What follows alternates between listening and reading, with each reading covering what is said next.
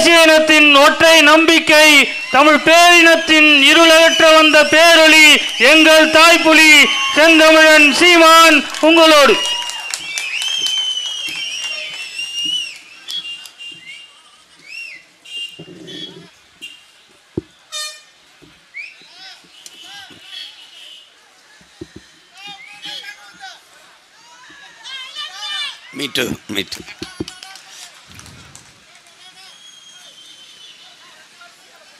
பேரன்பு கொண்டு நாங்கள் பெரிதும் நேசிக்கின்ற எங்களின் அன்பு உறவுகள் அனைவருக்கும் வணக்கம்.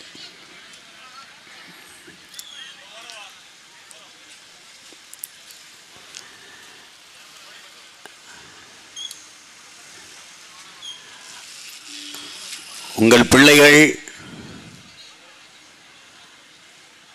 உங்களிடத்திலே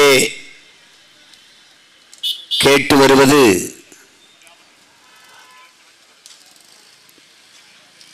உங்கள் வாக்கை மட்டுமல்ல, வருங்கால தலைமுறை பிள்ளைகளின் வாழ்க்கையை என்பதை நீங்கள் தெரிந்து கொள்ள வேண்டும். நாங்கள் உங்களின் ஓட்டுக்கானவர்கள் மட்டுமல்ல, இந்த நாட்டுக்கானவர்கள், வாக்குக்கானவர்கள் அல்ல, என் மக்களின் வாழ்க்கைக்கான பிள்ளைகள் நாங்கள். வாக்கு வருது வரவில்லை, அதை பற்றி என்றைக்குமே நாங்கள் கவலைப்பட்டதில்லை. என் மக்களின் வாழ்க்கையை பன்னெடுங்காலமாக வறுமை ஏழ்மையில் ஆழ்ந்து தோய்ந்து அவதிப்படுகிற அல்லலுறுகிற என் அருமை சொந்தங்களை இதிலிருந்து மீட்க முடியாதா, காக்க முடியாதா என்கிற ஏக்கம்தான் உலகில் பல்வேறு நாடுகளில் இருக்கிற அரசியல் அதிகாரம் நிர்வாகத்தை வாசித்து நேசிக்கிற பிள்ளைகள், நம்மை விட வளங்கள் குன்றிய நாடுகள், ஒவ்வொரு வளத்தை வைத்துக்கொண்டு எப்படி அந்த நாடுகள் தன்னிறைவு அடைகிறது, பொருளாதாரத்தில் மேம்படுகிறது, தொழில்துறையில் வளர்ச்சி அடைகிறது, வறுமை ஏழ்மை இல்லாது செழுமையாக வாழ்கிறது என்பதையெல்லாம் உற்று கவனிக்கிற உங்கள் பிள்ளைகள், இவ்வளவு வளங்கள், காட்டு வளம், கனிம வளம், நீர்வளம், நிலவளம், மலைவளம், கடல் வளம், எல்லாவற்றுக்கு மேலாக மனித வளம், இவையெல்லாம் வைத்திருக்கிற என் நாடு ஏன் இவ்வளவு ஏழ்மை வறுமையில் சிக்கி திணறுகிறது, தவிக்கிறது? இதையெல்லாம் சிந்திக்கும் போது கோபம் வராமல் எப்படி போய்விட முடியும்?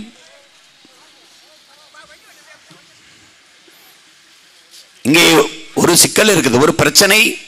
நமக்கதுக்கு பிரச்சனை, நமக்கதுக்கு பிரச்சனை என்று எல்லோரும் விலகி நிற்பதான் இந்த நாட்டுக்கு பிரச்சனையாக மாறி நிற்கிறது. இது என் பிரச்சனை, இது உன் பிரச்சனை, இது நம் பிரச்சனை, நம் நாட்டின் பிரச்சனை என்று எப்போது எண்ணுகிறோமோ அன்றுதான் இதற்கு ஒரு விடிவு பிறக்கும்.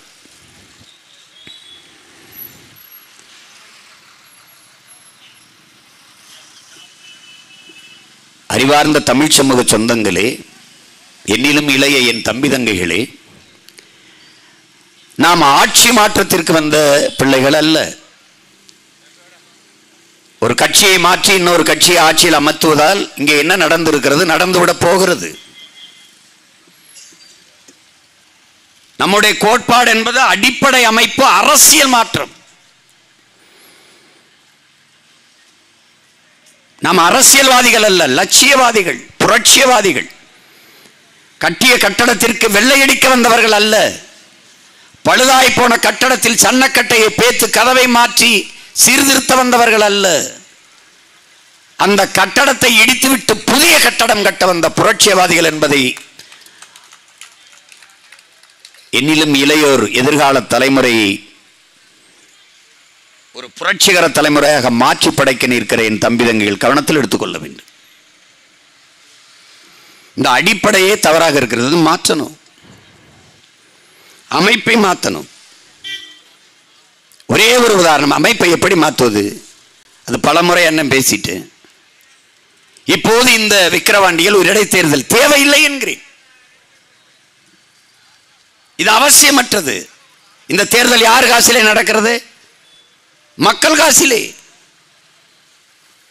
இங்கே என்ன நடந்துவிட போகிறது? இந்த ஒரு தேர்தலில் யார் வென்றாலும் என்ன நடந்தது ஒன்றும் நடக்க போறதில்லை. பல கோடிகளை கொட்டி அமைச்சர் பெருமக்கள், சட்டமன்ற உறுப்பினர்கள், பாராளுமன்ற உறுப்பினர்கள் பல்வேறு ஊர்களில் இருந்து ஒரே தொகுதியை முற்றுகையிட்டு வேலை செய்து பல நூறு கோடிகளை கொட்டி, இது ஒரு கலாச்சாரம், இது ஒரு கேவலம், கேடுகட்ட ஒரு நிலை. அப்ப என்ன செய்யலாம்? மக்களை தொந்தரவு பண்ணாத, மக்களின் காசை வீணடிக்காத. இவ்வளவு காவலர்கள் நின்று வேலை செய்ய வேண்டியது இருக்கு. 10 நாள் எல்லா வேலையும் விட்டு வந்து நாங்கள் இங்கே கிடக்க வேண்டியது இருக்கு. தங்க இடம் இல்லை, ஆக்கிரமிப்பு, சாப்பிட பொருள் இல்லை, ஒன்றும் கிடைக்கல. எங்கே படுத்துங்கிறது, எங்கே இருக்கிறது? பணம் வைத்திருக்கிறவர்கள் முதல்ல ஆக்கிரமித்துக் கொள்கிறார்கள். விடுதிகளை, மண்டபங்களை அவர்கள் எடுத்துக்கொள்கிறார். நாங்கள் எங்கே படுக்கிறது? தெருவில் படுத்து வேலை செய்கிறதா? அப்ப இந்த முறையை மாற்றணும். என்ன செய்யலாம்? இடைத்தேர்தலே வேண்டாம். அப்ப என்ன செய்யலாம் சீமான்? ஐயா புகழேந்திக்கு அடுத்தபடியாக வாக்கு பெற்றவர் யார்? அவர் எத்தனை ஆயிரம் வாக்குகள் வித்தியாசத்தில் வென்றார். அதற்கு அடுத்தபடியாக போட்ட அவர் மீதும் மக்கள் நம்பிக்கை வைத்து வாக்கு செலுத்தியிருக்கார்கள். ஜனநாயகத்தின் மீது நம்பிக்கை வைத்து வாக்கு செலுத்தியார். 1,00,000 வாக்கு, 20,000 வாக்கு, 50,000 வாக்கில் வென்றிருக்கிறாரா? அடுத்து வந்தவர் 1,50,000 வாக்கு வாங்கியிருக்கிறாரா? அந்த வாக்கும் மதிப்பு மிக்கது. அவர் மீதும் நம்பிக்கை வைத்து மக்கள் வாக்கு செலுத்தியிருக்கிறார்கள். அப்படி என்றால் ஜனநாயகத்தை மதிப்பது, மக்களின் ஒவ்வொரு வாக்கையும் மதிப்பது உண்மை என்றால் ஐயா புகழேந்தி இல்லை, அடுத்த இடத்தில் வந்தவர் யாரோ அவரை இடைக்கால சட்டமன்ற உறுப்பினர் என்று அறிவிப்பதுதான் அமைப்பு மாற்றம். அப்படி அறிவிச்சிருந்தா என்ன ஆகும்? 2வது இடத்துல எந்த கட்சி வந்தது? அவர் சட்டமன்றத்துக்கு போயிருப்பாரு, மக்கள் நிம்மதியா இருப்பான், வேலைக்கு போவான். என்ன உங்களுக்கு கிடைக்கிற அந்த சாராயம், சாப்பாடு, இந்த 10,000 15,000 காசு கிடைக்காது. அதுதானே இந்த காசு. முதல்ல என் மக்கள் ஒன்று தெரியணும், இந்த பணம் யாருடையது? இந்த பணம் எங்கிருந்து வந்தது? எங்கிருந்து வருகிறது? அறிவார்ந்த தமிழ் சும்மா மக்கள் உன்னை கவனிக்கணும். இப்ப என் தம்பி பாண்டியன் பேசும்போது கள்ளுக்கடை இருக்கும்போது கலப்படம் வந்துருதுங்கிறாங்கன்ற. அப்ப இந்த டாஸ்மார்க்கை விற்கிறதெல்லாம் என்ன தூய மதுதானா? அதெல்லாம் கலப்படம் இல்லையா? அதெல்லாம் ஹான்ஸை கலக்கி விற்கலையா? அதிலெல்லாம் ஊத்துறது இல்லையா? அதெல்லாம் அப்படியே தூய சாராயம். நாட்டு மக்களின் மீது நன்மை வச்சு காய்ச்சிறீங்க. அப்போ கள்ளச்சாராயம் எப்படி வந்தது? கல்லுக்கு தடை இருக்கு, கள்ளச்சாராயத்துக்கு கள்ளச்சாராயத்துக்கு தடை இல்லை. இது ஒரு நாடு. பாண்டியன் சொல்லுகிறார் கள்ளுக்கடையை திறந்தால் கலப்படம் வர வாய்ப்பு இருக்கிறதுன்னு. நான் ஆட்சியில் அமர்ந்தவன ஒருத்தனை கலந்துர சொல்லு பார்க்கிறேன். அவன் கலக்க மாட்டான். ஒரு நேர்மையாளன் ஆட்சி அதிகாரத்தில் அமர்ந்தால் ஊழல் ஏது, லஞ்சம் ஏது, கலப்படம் ஏது, திருட்டு ஏது, கொலை ஏது, கொள்ளை ஏது தொலைச்சு பெறுவான். நான் கமிஷன் கேட்டா தானடா நீ வாங்க வேண்டிய நிலைமை வரும். நான் கேட்டா தானே. லஞ்சம் பெற்றாய் என்றால் பணி இடைக்கால பணி நீக்கம், பணியிட மாற்றம் கிடையாது. பணி நீக்கம், நிரந்தர பணி நீக்கம், வீட்டுக்கு போகும். முதலில் ஒன்று செய்வேன், நீ கையேந்தி கையூட்டு ஊழல் லஞ்சம் பெற வேண்டிய தேவையில்லாத ஒழிப்பேன். முதல்ல எப்படி ஒழிப்பேன்? எப்படி ஒழிப்பேன்? ஆகச் சிறந்த கல்வியை தரமாக, சரியாக, சமமாக என் மக்களுக்கு கொடுத்துருவேன். அதில் ஏழை பணக்காரன், அந்த சாதி இந்த சாதி நொந்த சாதி ஒரு கர்மமும் கிடையாது. எல்லாருக்கும் கல்வி. ₹1 இருந்து 1 கோடி கல்வி வரை, ஆரம்ப கல்வியிலிருந்து ஆராய்ச்சி கல்வி வரை இலவசம். தனிப்பெரும் முதலாளிகளின் கல்வி நிறுவனங்களை மூடுவதல்ல எங்கள் வேலை, போட்டியிடுவது. 8 கோடி மக்களால் நிறுவப்பட்ட அதிகாரம் அரசு ஆகச் சிறந்த கல்வியை கொடுக்கிறதா, தனிப்பெரும் முதலாளி கொடுக்கிறானா? சண்டை. தோற்று போவார்கள். இத்தனை கோடி மக்களால் நிறுவப்பட்ட அதிகாரத்தால் முடியாதது ஒரு முதலாளி கொடுப்பான் என்றால் அரசு தோற்று போனது என்பதை நீ அறிந்து கொள்ளணும். நடக்கவே நடக்காது. ஆகச் சிறந்த கல்வியை உலகத்தரத்தில் கொடுப்போம். பிறகு ₹1 வரை 1 கோடி மருத்துவம் வரை என் குடிகளுக்கு.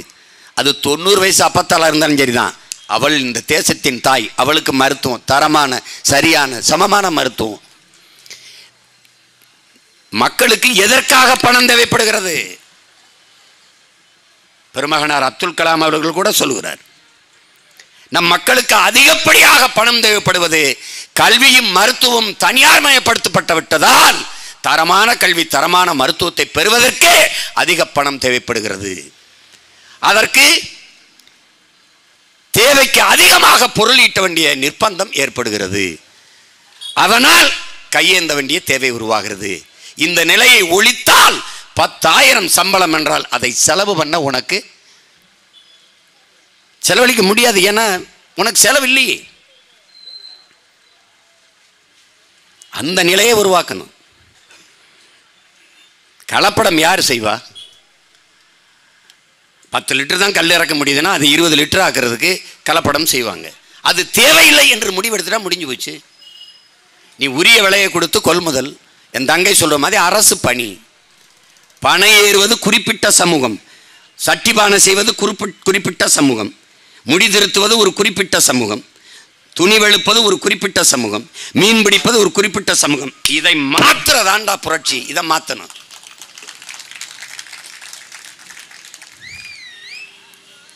என் பாண்டிய ஏறி இறக்குனா தான் கல்லும் பதினி வருமா? நீ ஏறி இறக்குனா வராதா? வரும். எப்ப வரும்? அது அரசு பணினா போட்டி விட்டு வருவேன். 400 பேர் பொறியியல் படித்த 400 பேர் வாயில் காவலர் வேலை, வாட்ச்மேன் வேலைக்கு விண்ணப்பிக்கிறான். அதை சட்டசபையில் பேசுகிறார்கள்.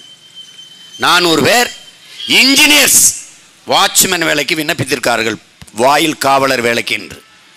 அவ்வளவு வேலையின்மை இருக்கு. நாங்க உங்க பிள்ளைகள் கெஞ்சிரோம், உன் வாழ்விடத்திலேயே அரசு பணியை தர்றேங்கிறேன். எங்க பனை மரங்கள் அடர்த்தியா இருக்கோ அங்க தொழிற்சாலையை போடுறேங்கிறேன்.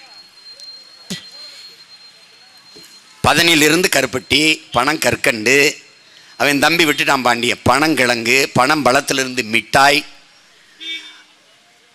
உலகத்தில் ஒரு மரம், ஒரு உயிர் தன் உடலில் எல்லா பாகங்களையும் மானுட பயன்பாட்டுக்கு தருதென்றால் அது பனை மட்டும்தான். என தென்னையின் உடம்பு பயன்படுவதில்லை, பனையின் உடம்பும் பயன்படுது. எங்க ஊர்ல பல மரப்பாலங்கள் பனை மரத்தை குறுக்க போட்டு தான். மச்செல்லாம் நாங்க பனை மரத்தை செதுக்கி வைரம் வாய்ந்த மரத்தை வச்சுதான். எங்க வீட்டுல இன்னும் எங்க வீட்டு மச்சு, நெல் கொட்டுற மச்சு பனை தான்.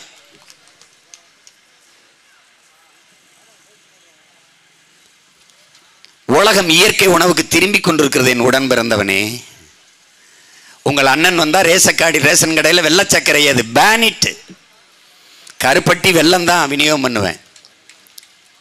நான் வரும்போது ரேஷன் கடையை மூடிடுவான், ஏன்னா உணவு மானியத்தை ஒழிக்கிறான்.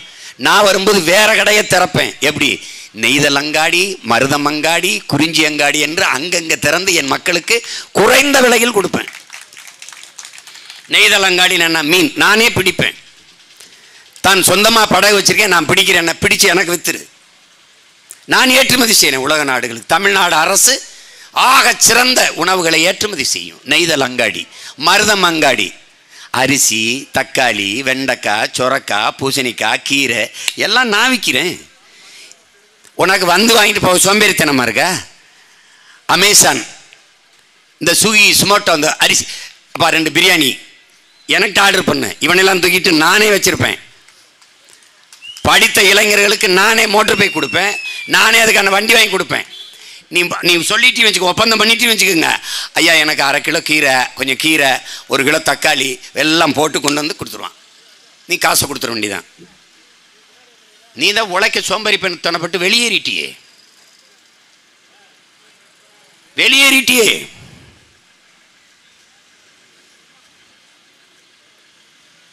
பனையில இருந்து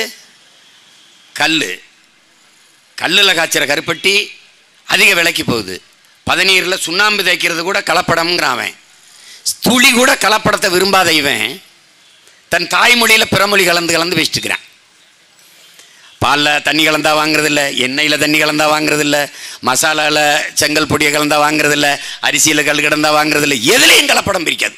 தன் சாதி தவிர வேற சாதிக்கிட்டு போகிற, தன் மதம் தவிர எதிலையுமே கலப்படத்தை விரும்பாத இந்த இனம் உயிருக்கு நிகரான தன் தாய்மொழியில் பிறமொழியை கலந்து கலந்து பேசுது.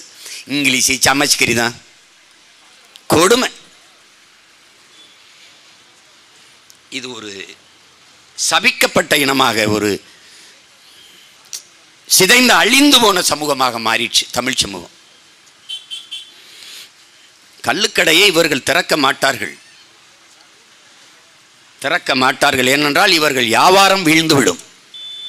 டாஸ்மார்க் வியாபாரம் வீழ்வது, இவர்கள் காய்ச்சுகிற ஆலையில் இருந்து இங்கே இந்த டாஸ்மார்க் கடைக்கு கொண்டு வருகிற சரக்கெல்லாம் இவர்கள் காய்ச்சுவதுதான். மொத்தமாக ஒரு குவார்டர் அவங்க காய்ச்சி அந்த போத்தலை அடைக்கிறதுக்கு அவங்க செலவு பண்ணுறது 12 ரூபா தான். 9 ரூபாய் 12 ரூபாய் இவ்வளவு தான். ஆனால் எவ்வளவு ரூபாய்க்கு விற்கிறார்கள் பாருங்கள். கொள்ளை லாபம் ஈட்டுகிறார்கள். என் அன்பு சொந்தங்கள் ஒன்றை அறியணும். நீங்கள் வரம் கேட்பது தேவதைகள்கிட்ட இல்லை, பிசாசுகள்கிட்ட கேட்குறீங்க. அதான் பிரச்சனை. நீங்கள் எதிர்பார்ப்பது பிசாசுகள்கிட்ட. நீங்கள் தேவதையிடம் வரம் கேட்டால் அது தரும். என்ன வரம் வேண்டும்? தெய்வத்திடம் கேட்க வேண்டும் அல்லது தேவதைகளிடம் கேட்க வேண்டும். நீங்கள் பிசாசிடத்திலே, சாத்தான்களிடத்திலே வரம் கேட்டுக் கொண்டிருக்கிறீர்கள். அவர்கள் கொடுப்பார்கள். கள்ளச்சாராயம் குடிச்சு செத்தால் 10 லட்சம், அதெல்லாம் பிசாசுகளின் வரம். அதுதான் இவர்களின் ஆட்சி முறை. இவர்களால் தரமான பள்ளி கல்லூரியின் தரத்தை உயர்த்த முடியாத காரணம் தனியார் பள்ளிக்கூடங்கள் கல்லூரிகளை வைத்திருப்பதே இந்த ஆட்சியாளர்கள் தான்.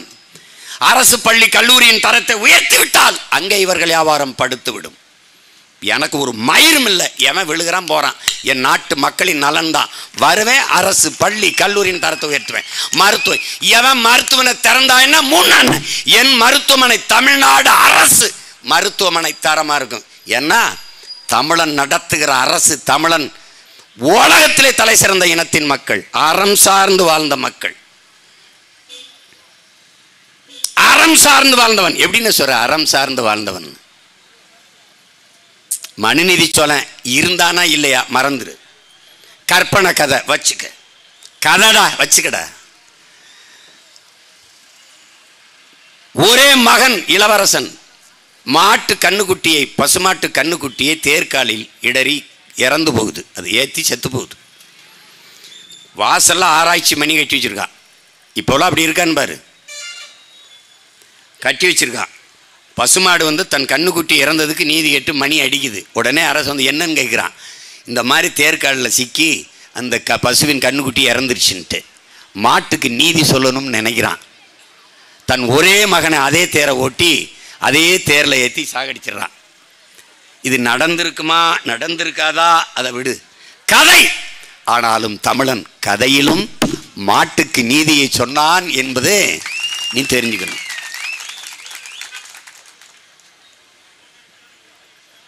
அதனால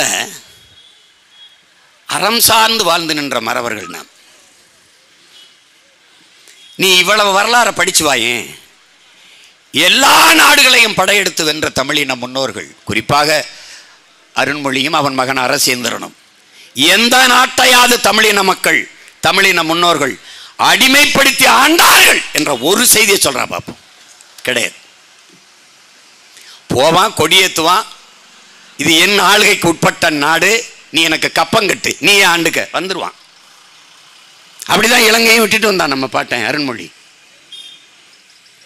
அப்படிதான் மலேசியா, சிங்கப்பூர் கடாரத்தில் போய் கடாரம் வென்று கொடியேற்றிட்டு விட்டு வந்தான். தாய்லாந்து பல நாடுகளை வென்றான். ஆனால் நம்மை படையெடுத்து வீழ்த்தியவர்கள் நம்மளை அடிமைப்படுத்தி ஆண்டார்கள். அப்படி ஒரு அறம் சார்ந்து வாழ்ந்த மறவர் கூட்டம். நல்லா கவனிச்சுக்கணும். இல்லை, ஒரு பாடல் வரும், ஆண்டாண்டு காலமதாய் ஆண்டு வந்த பூமி, அப்பன் நாத்தா பாட்டன் பூட்டி சுத்தி வந்த வீதி. அந்த பாட்டில் என் சனமே என்னினமே இன்னும் என்ன தயக்கமா, எதிரிகளை எல்லையை விட்டு விரட்டிடவே தயக்கமா, பண்டார வன்னியனின் வாரிசில்லையா, பகையை துண்டாட நெஞ்சினிலே வீரமில்லையா, ஆண்டாண்டு காலமதாய் ஆண்டு வந்த பூமி. எங்கள் அண்ணன் வண்டியில் பாடிச்சு. இதை நான் எடுத்துக்கிட்டு போட்டான்னு கேட்டேன். எடுத்துக்கிட்டு போ, ஐயாவுக்கும் போய் போட்டு காட்டுன்னு. அப்படி உண்மையிலே சொன்னார், இந்த பாட்டை எடுத்துக்கிட்டு போ, எல்லாருக்கும் போட்டு காட்ட, ஐயாவுக்கும் கொடு அப்படின்ட்டு. ஒரு வீரஞ்செறிந்த மரபில் வந்தவன் போலவே நாம் வாழலையே. வரலாற்றை மறந்த இனம் சுடுகாட்டில் இறந்த பிணம். வேற இழந்த மரமும் வரலாற்றை மறந்த இனமும் வாழாது. இதுல நீ தெளிவுறணும். முதல்ல நீ யார் என்று அறிந்துக்கணும். நீ என்ன மாதிரி வாழ்ந்து கொண்டிருக்கிறாய் என்று பார்க்கணும். ஆடு எப்படி அறுக்கிறவனே நம்புதோ அப்படி நீ இந்த அயோக்கியர்களே திருப்பி திருப்பி நம்புற. எவன் உனக்கு தீமையை தருகிறானோ, எவன் கேடுகட்ட கேவலங்கட்ட இந்த ஆட்சி முறை தொடர்ச்சியா நடத்தி கொண்டிருக்கிறானோ அவனையே நீ நம்புற, அவனுக்கே வலிமை சேர்க்கிற. எங்களுக்கு என்ன தேவை வந்தது? எங்களுக்கு என்ன இருக்குது? இதனால என்ன கிடைச்சிருக்கு? எல்லாத்தையும் இழந்து நிற்கிற பிள்ளைகள் உங்கள் பிள்ளைகள். எல்லாவற்றையும் இழந்து நிற்கிறோம். யாருக்காக? என் மக்களின் நலனுக்காக.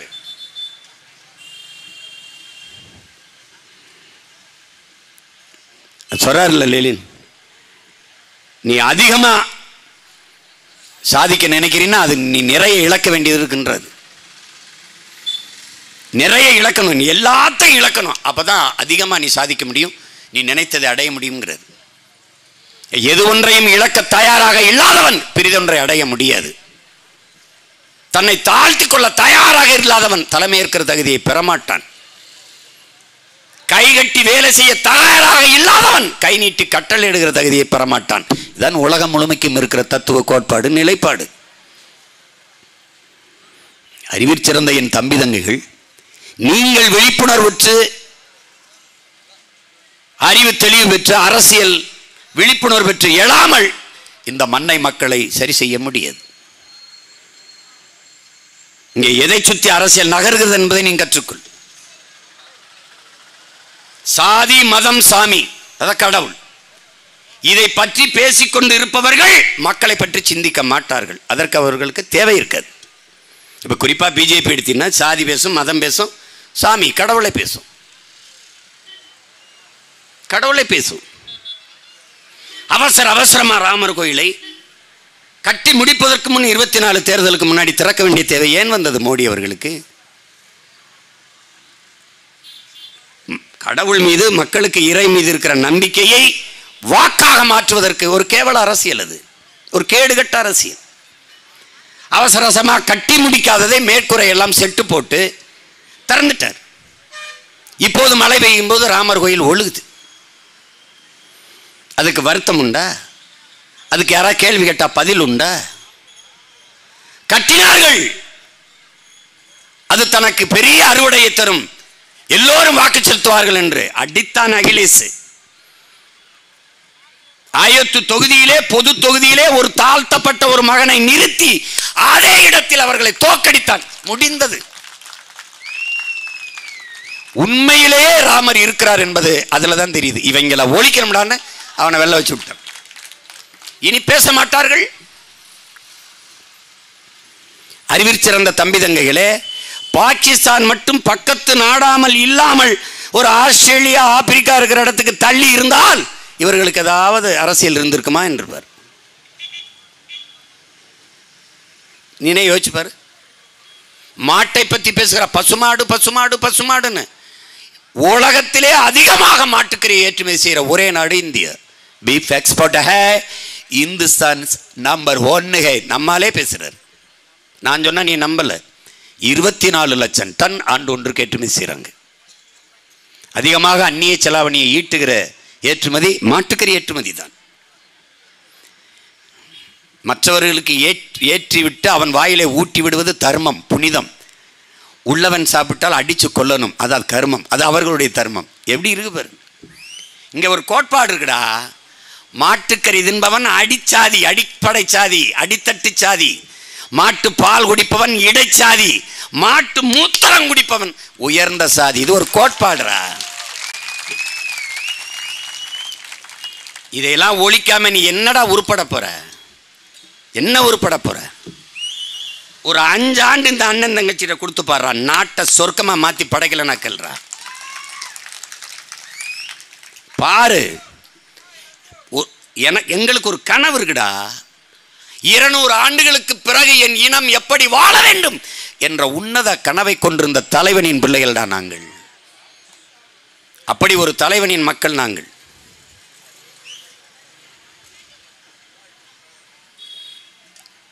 அவ்வளவு கனவு இருக்கு.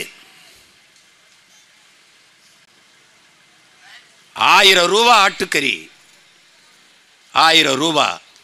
உனக்கு எங்கிருந்து கறி வருதுன்னு மட்டும் சொல்லு, உன் மனச்சான்ற சொட்டு சொல்லு. ஆந்திராவிலிருந்து வருது. ஏன் நீ ஆடு வளர்க்கல? கறி இல்லாத விருந்து இல்லை, ஏன் வளர்க்கல? ஏன் வளர்க்கல? உனக்கு என்ன பிரச்சனை? கேரளாவில் மேய்ச்சல் நிலங்கள் என்று இருக்கு, உன் நாட்டில் இருக்கா? மலை அடிவாரங்களில் ஆடு மாடு மேய்க்கக்கூடாது என்று இவர்கள் தடை விதிக்கிறார். மைத்துக்கா இருக்கு மலை அடிவாரம்? என் ஆடு மாடு மேயறதுக்கு இல்லாமல் எதுக்கு இருக்கு? ஏன்? முதலாளிகளுக்கு கொடுக்கணும். எத்தனை பொட்டல் காடுகள், அதே மேய்ச்சல் நிலமா மாற்றக்கூடாதா? ஆடு மாடுகளை வளர்ப்பவர்களுக்கு உதவக்கூடாதா? எங்கே போவான்? எங்கூர் ராமநாதபுரம் சிவகங்கையிலிருந்து எங்க இருக்கிறார்கள்? எங்க சொந்தங்கள்லாம் எங்க இருக்காங்க? வெவ்வேறு திசையில் போய் ஆடு மாடு மேய்த்து கொண்டு இருக்கிறார்கள். ஏண்டா உனக்கு வெக்கம்னு ஒன்று இருந்தா நீ இல்லை மாடு வளர்க்க வைக்கப்படல, மைத்துக்காட பால் குடிக்கிற, நெய் ரோஸ்ட் எதுக்கு திங்கிற? பட்டர் சாப்பிடணுங்கிற, வெண்ணெய் சாப்பிடணுங்கிற, நெய் ரோஸ்ட் வேணுங்கிற, அந்த காஃபி சாப்பிடும்போது பால் கொஞ்சம் தூக்கலாம், ஒரு டிக்காசன் பால் கொஞ்சம் போடுங்க, பால் ஆடையை போடுங்கிற. நான் வந்துட்டேன்னு வச்சுக்கேன், 2 அவுன்ஸ் கள்ளச்சாராயை தூத்தி விட்டு கொண்டு விட்டு போயிடுவோன்னு. அயோக்கியப்பல் சும்மா எதையாவது பண்ணிக்கிட்டு இருக்கு. நல்லா தயிர் சாப்பிட்றது, மோர் சாப்பிட்றது. ஆனால் மாடு அது அசிங்க, ஆடு அது அசிங்க. உனக்கு பால் எங்கேருந்து வருது சொல்லு, எவனாவது எந்திரிச்சு சொல்லு. ஆந்திராவில் இருந்து வருது. நீ என்ன பண்ற?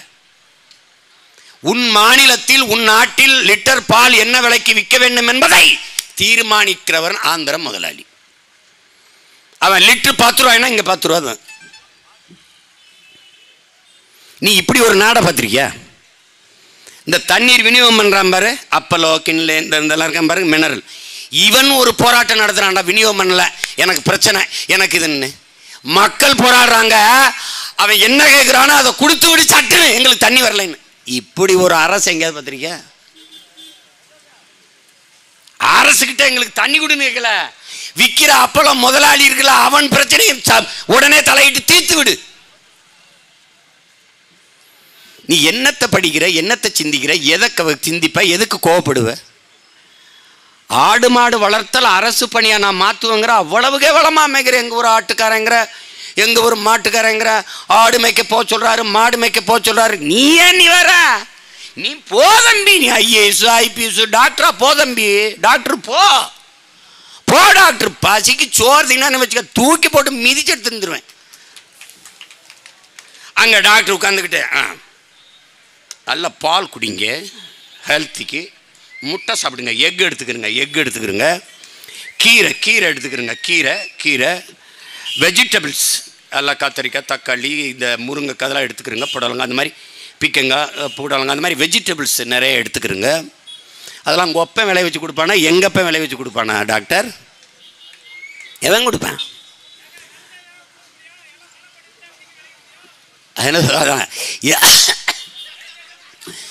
எல்லாருமே டாக்டர் ஆன பிறகு கிளினிக்கில் உட்காந்து ஈயாட்டிகிட்டு இருப்பான்.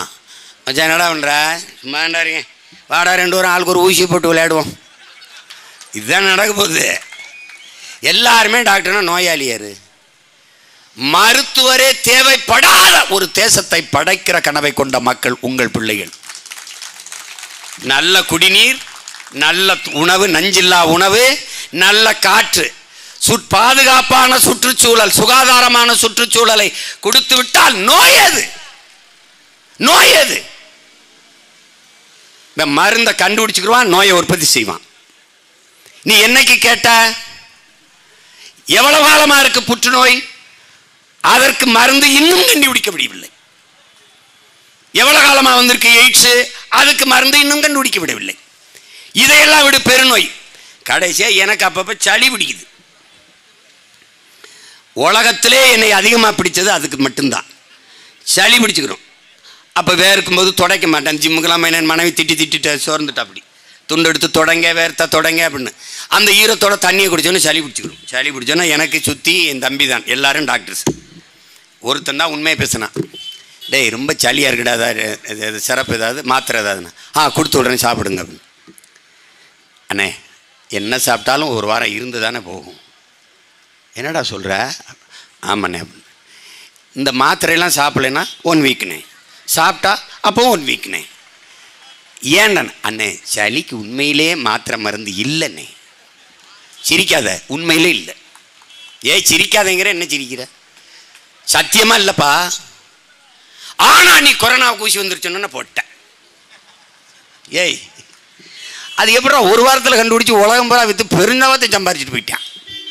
நம்மால் நான் 2 டோஸ் போட்டேன், நீங்களும் போடுங்க அப்படின்னு. 1 டோஸும் போடாத நான் தான் நல்லா தெம்பா திரிகிறேன்.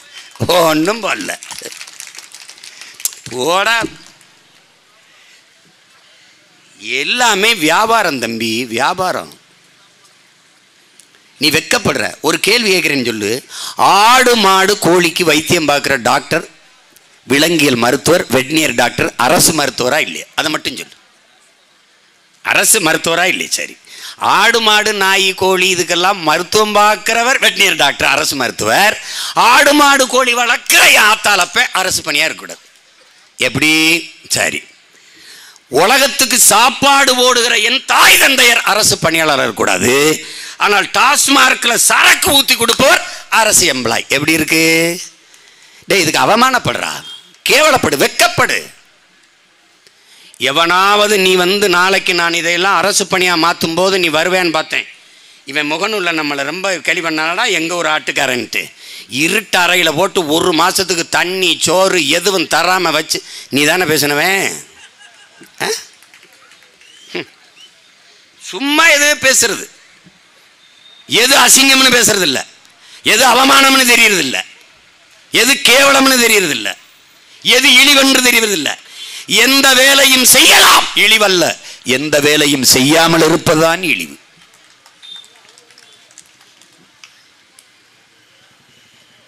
இது நன்கு கவனிச்சுக்கணும்.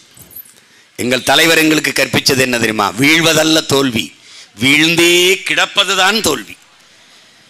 நீ வீழ்ந்துட்ட, எழுந்திரணும். ஒருவன் யானையை விட மெதுவாக விழலாம், ஆனால் குதிரையை விட வேகமாக எழணும். இப்ப நம்ம வேகமாக எழ வேண்டிய தருணம் இது. வீழ்ந்து விட்டோம். இன்னைக்கு இல்லை, 800 ஆண்டுகளுக்கு முன்பு இருந்தே வீழ்ந்துட்டோம். இப்ப எழணும். இந்த தலைமுறை பிள்ளைகளாவது நாம் எழணும்.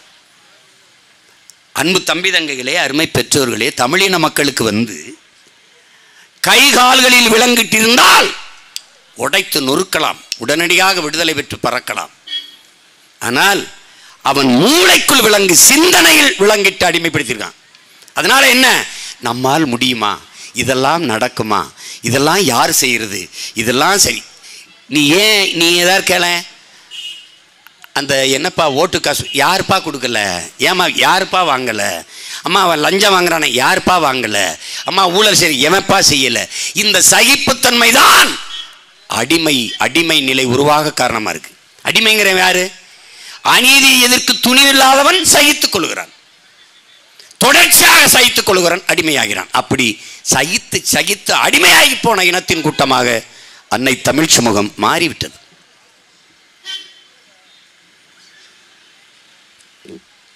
இப்ப கைகாலில் விலங்கிருந்தா அண்ணன் வெட்டி விடலாம், தம்பி வெட்டி விடலாம், தங்கச்சி வெட்டி விடலாம். ஆனா மூளைக்குள்ள விலங்கு இருக்கு, சிந்தனையில் விலங்கு இருக்கு, அழுக்கு படிஞ்சிருக்கு. அதை நீதான் அந்த விலங்கை தூக்கி எறியணும், நொறுக்கி எறியணும். வேற வழியே கிடையாது. நீதான் அதை செய்யணும். நான் எங்க போய் செய்யறது?